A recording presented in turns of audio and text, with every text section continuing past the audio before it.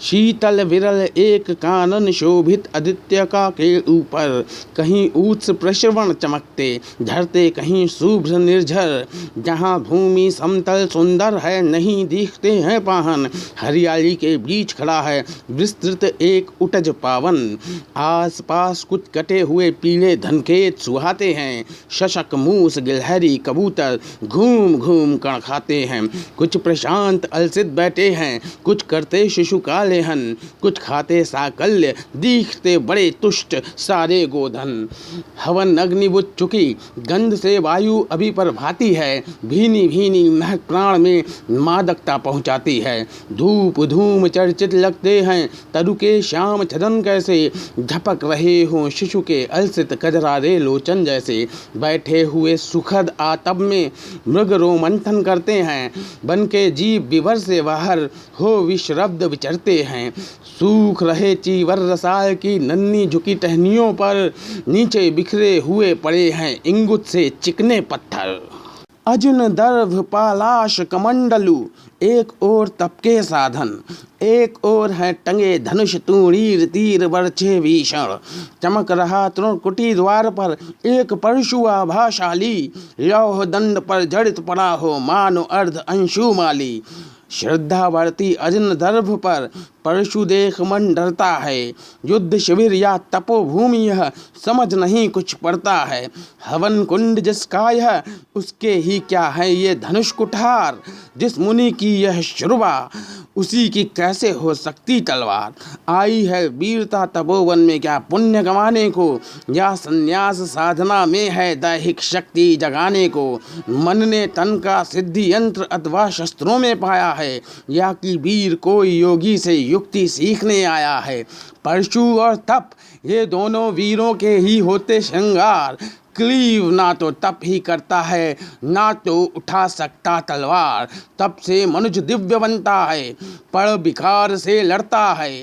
तन की समर भूमि में लेकिन काम खड़ग ही करता है। किंतु कौन नर तपोनिष्ठ है यहाँ धनुष धरने वाला, एक साथ यज्ञाग्नि और असी की पूजा करने वाला। कहता है इतिहास जगत में हुआ एक ही नर ऐसा, रण में कुटिल काल समक्रोधी, तप में महासूर्य जैसा। मुख में वेद, पीठ पर तर्कस, कर में कठिन कुठार विमल। शाप और शर दोनों ही थे जिस महान ऋषि के संबल। यह कुटीर है उसी महामुनि परशुराम बलशाली का, भृगु के परम पुनित वंशधर वीर प्रणपाली का। हाँ हाँ वही कर्ण की जांघों पर अपना मस्तक धरकर सोए हैं तरुवर के नीचे, आश्रम से थोड़ा हटकर।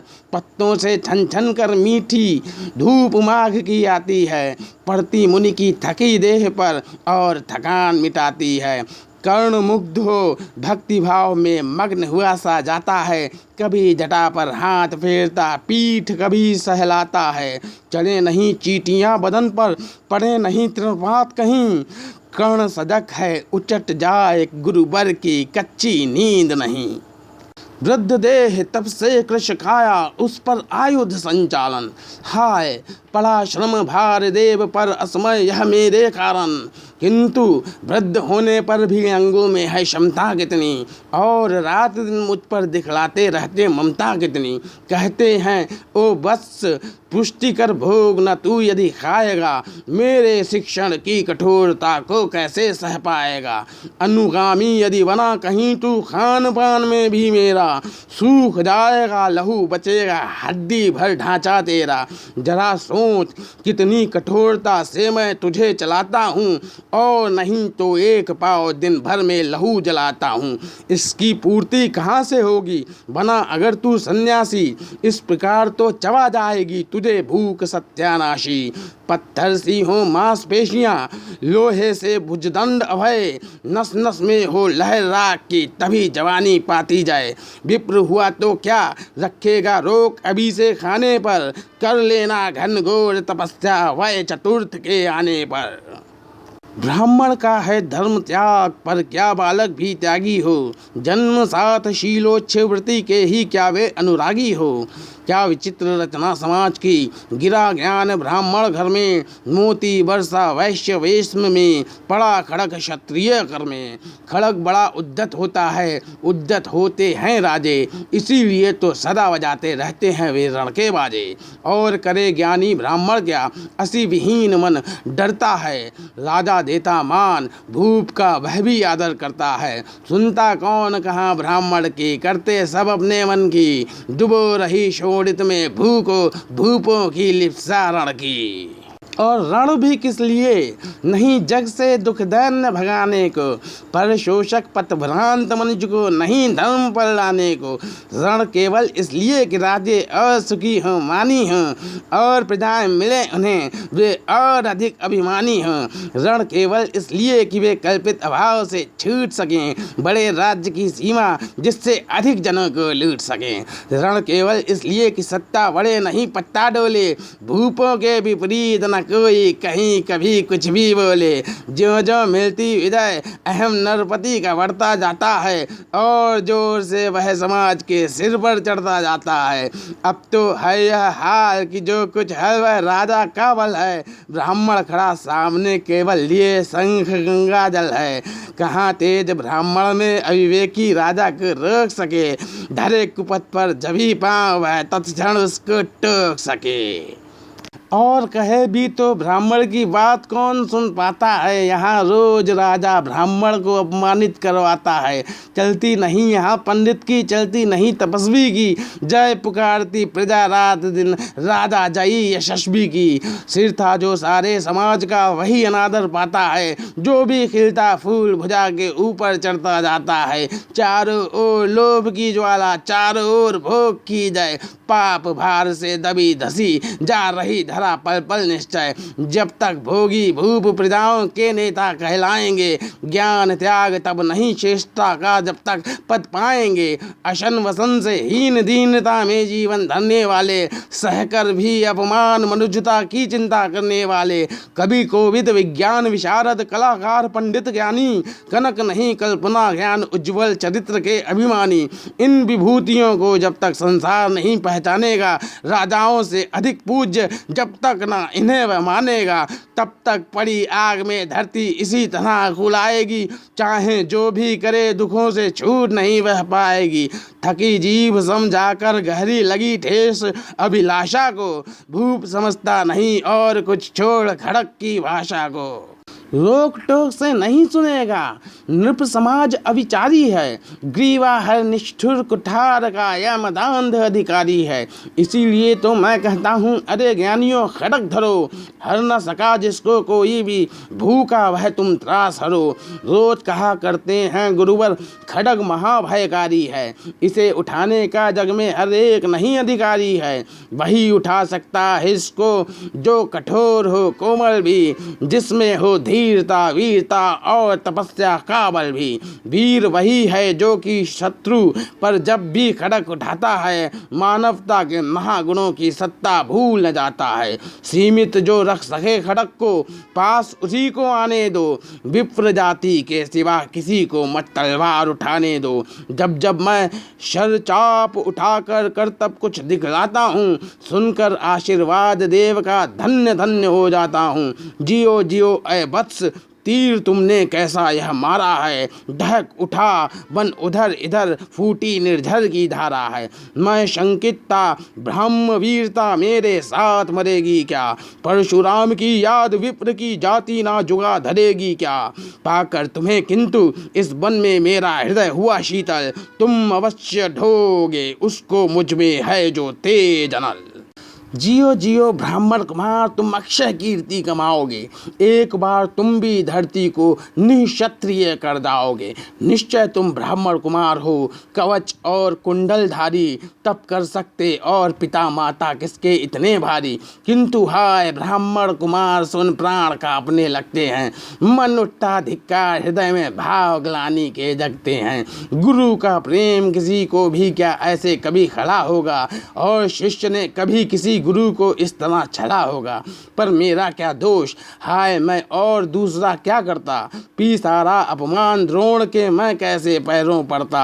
और पाँव पड़ने से भी क्या गूढ़ ज्ञान सिखलाते वे। एकलव्य सा नहीं अंगूठा क्या मेरा कटवाते वे।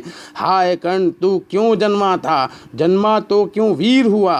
कवच और कुंडल भूषित भी मेरा अधम शरीर हुआ।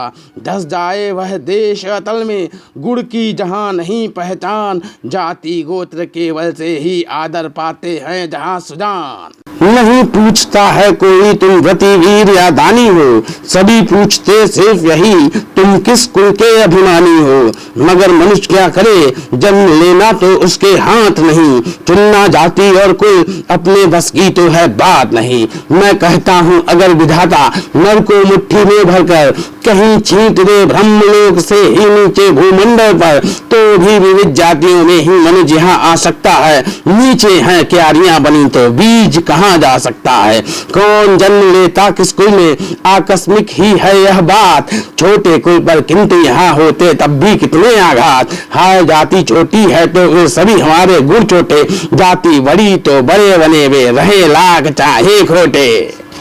गुरु को लिए कर्ण चिंतन में था जब मग्न अचल बैठा, तभी एक विषकीट कहीं से आसन के नीचे बैठा। वज्रदंश वह लगा कर्ण के उर को कुतर कुतर खाने, और बनाकर छिद्र मांस में मंद मंद भीतर जाने। कर्ण विकल हो उठा दुष्ट भौरे पर हाथ धरे कैसे, बिना हिलाए अंग कीट को किसी तरह पकड़े कैसे। पर भीतर उस धसे कीट तक हाथ नहीं जा सकता था, बिना उठाए पांव शत्रु को कर नहीं पा सकता था। किंतु पांव के हिलते ही गुरुवर की नींद चट जाती। सहन रही यह सोच कर्ण की भक्तिपूर्ण विहल छाती। सोचा उसने अतः कीट यह पिए रक्त पीने दूंगा, गुरु की कच्ची नींद तोड़ने का पर पाप नहीं लूंगा। बैठा रहा अचल आसन से कर्ण बहुत मन को मारे, आह निकाले बिना शिलासी सहनशीलता को धारे। किंतु लहू की गर्म धार जो सहसा आन लगी तन में, परशुराम जग पड़े रक्त को देख हुए विस्मित मन में। कर्ण झपट कर उठा इंद्रियों में गुरु से आज्ञा लेकर, बाहर किया कीट को उसने शत में से उंगली देकर। परशुराम बोले शिव शिव तूने यह की मूर्खता बड़ी, सहता रहा अचय जाने कब से ऐसी वेदना गड़ी। तनिक लगाकर कहा करने नहीं अधिक पीड़ा मुझको, महाराज क्या कर सकता है यह छोटा कीड़ा मुझको।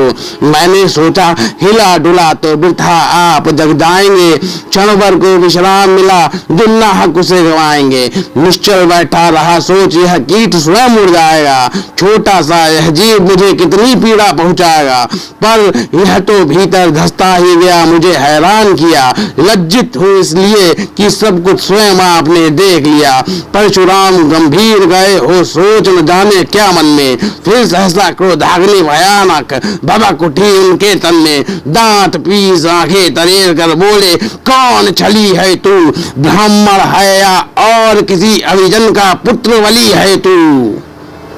सहनशीलता को अपनाकर ब्राह्मण कभी न जीता है, किसी लक्ष्य के लिए नहीं अपमान हलाल पीता है। सह सकता जो कठिन वेदना, पी सकता अपमान वही, बुद्धि चलाती जिसे तेज का कर सकता बलिदान वही। तेज पुण्य ब्राह्मण तिल तिल कर जले नहीं यह हो सकता, किसी दशा में भी स्वभाव अपना कैसे वह खो सकता। कसक भोगता हुआ विप्र निश्चल कैसे रह सकता है, इस प्रकार की चुभन वेदना क्षत्रिय ही सह सकता है। तू अवश्य क्षत्रिय है, पापी बता ना तो फल पाएगा, परशुराम के कठिन शाप से अभी भस्म हो जाएगा। क्षमा क्षमा हे देव दयामय, गिरा कर्ण गुरु के पद पर, मुख विवर्ण हो गया, अंग कांपने लगे भय से थर थर। सूत पुत्र मैं शूद्र कर्ण हूँ, करुणा का अभिलाषी हूँ, जो भी हूँ पर देव आपका अनुचर अंतेवासी हूँ। छली नहीं मैं हाय, किंतु छल का ही तो यह काम हुआ। आया था विद्या संचय को, मगर व्यर्थ बदनाम हुआ। बड़ा लोभ था बनु शिष्य मैं मैं कार्तवीर्य के जेता का, तपोदीप्त शूरमा विश्व के नूतन धर्म प्रणेता का। पर शंका थी मुझे सत्य का पता अगर पा जाएंगे, महाराज मुझ सूत पुत्र को कुछ भी नहीं सिखाएंगे। बता सका मैं नहीं इसी से प्रभु, जाति अपनी छोटी करे देव विश्वास भावना और ना थी कोई खोटी। पर इतने से भी लज्जा में हाय गड़ा सा जाता हूँ, मारे बिना हृदय में अपने आप मरा सा जाता हूँ। छल से पाना मान जगत में किल्बिश है, मल ही तो है ऊंचा बना आपके आगे, सचमुच यह छल ही तो है। पाता था सम्मान आज तक दानी व्रती बली होकर, अब जाऊंगा कहाँ स्वयं गुरु के सामने छली होकर। करें भस्म ही मुझे देव, सम्मुख है मस्तक नद मेरा, एक कसक रह गई नहीं पूरा जीवन का व्रत मेरा। गुरु की कृपा शाप से जलकर अभी भस्म हो जाऊंगा, पर मदांध अर्जुन का मस्तक देव कहाँ मैं पाऊंगा। यह तृष्णा यह विजय कामना मुझे छोड़ क्या पाएगी, प्रभु अतृप्त वासना मरे पर भी मुझको भरमाएगी। दुर्योधन की हार देवता कैसे सहन करूंगा मैं, अभय देख अर्जुन को मरकर भी तो रोज मरूंगा मैं। परशुराम का शिष्य कर्ण पर जीवन दान न मांगेगा, बड़ी शांति के साथ चरण को पकड़ प्राण निज त्यागेगा। प्रस्तुत हूँ देश शाप किंतु अंतिम सुख तो यह पाने दे, इन्हीं पाद पदों के ऊपर मुझको प्राण गंवाने दे। लिपट गया गुरु के चरणों से विकल कर्ण इतना कहकर, दो कनिकाएं गिरी अश्रु की गुरु की आंखों से बहकर। बोले हाय कर्ण तू ही प्रतिभट अर्जुन का नामी है, निश्चल सखा धात राष्ट्रों का विश्व विजय का कामी है। अब समझा किस लिए रात दिन तू वैसा श्रम करता था, मेरे शब्द शब्द को मन में क्यों सीपी सा धरता था। देखे अग्रत शिष्य द्रोण को भी कर्तव्य कुछ सीख लाया, पर तुझ सा जिज्ञासु आज तक कभी नहीं मैंने पाया। तूने जीत लिया था मुझको निज पवित्रता केवल से, क्या था पता लूटने आया है कोई मुझको छल से। किसी और पर नहीं किया वैसा स्नेह मैं करता था, सोने पर भी धनुर्वेद का ज्ञान कान में भरता था। नहीं किया कार्पण्य दिया जो कुछ था मेरे पास रतन, तुझमें मुझको सौंप शांत हो अभी अभी प्रमुदित था मन। पापी बोल अभी भी मुख से तू ना सूत रथ चालक है, परशुराम का शिष्य विक्रमी विप्रवंश का बालक है। सूत वंश में मिला सूर्य सा कैसे तेज प्रबल तुझको, किसने लाकर दिए कहां से कवच और कुंडल तुझको। सुत सा रखा जिसे उसको कैसे कठोर हो मारूं मैं, जलते हुए क्रोध की ज्वाला लेकिन कहां उतारूं मैं। पद पर बोला कर्ण दिया था जिसको आंखों का पानी, करना होगा ग्रहण उसी को अनल आज है गुरु ज्ञानी। बरसाइए अनल लाखों से सिर पर उसे संभालूंगा, दंड भोग जल कर मुझ सकतम छल का पाप छुड़ा लूंगा। परशुराम ने कहा कर्ण तू वेद नहीं मुझको ऐसे, तुझे पता क्या सता रही है मुझको असमंजस कैसे। पर तूने छल किया दंड उसका अवश्य ही पाएगा, परशुराम का क्रोध भयानक निष्फल कभी न जाएगा। मान लिया था पुत्र इसी से प्राण दान तो देता हूँ, पर अपनी विद्या का अंतिम चरम तेज हर लेता हूँ। सिखलाया ब्रह्मास्त्र तुझे जो काम नहीं वह आएगा, है यह मेरा शाप समय पर उसे भूल तू जाएगा। कर्ण विकल हो खड़ा हुआ कह हाय किया यह क्या गुरुवर, दिया शाप अत्यंत निदारुण लिया नहीं जीवन क्यों हर। वर्षों की साधना साथ ही प्राण नहीं क्यों लेते हैं, अब किस सुख के लिए मुझे धरती पर जीने देते हैं। परशुराम ने कहा कर्ण यह शाप अटल है सहन करो, जो कुछ मैंने कहा उसे सिर पर ले सादर वहन करो। इस महेंद्र गिरी पर तुमने कुछ थोड़ा नहीं कमाया है, मेरा संचित निखिल ज्ञान तूने मुझसे ही पाया है। रहा नहीं ब्रह्मास्त्र एक इससे क्या आता जाता है, एक शस्त्र बल से न वीर कोई सब दिन कहलाता है। नई कला नूतन रचनाएं नई सूझ नूतन साधन, नए भाव नूतन उमंग रंग से वीर बने रहते नूतन। तुम तो स्वयं दीप्त पौरुष हो, कवच और कुंडलधारी, इनके रहते तुम्हें जीत पाएगा कौन सुभटवारी। अच्छा लो बर भी कि विश्व में तुम महान कहलाओगे, भारत का इतिहास कीर्ति से और धवल कर जाओगे।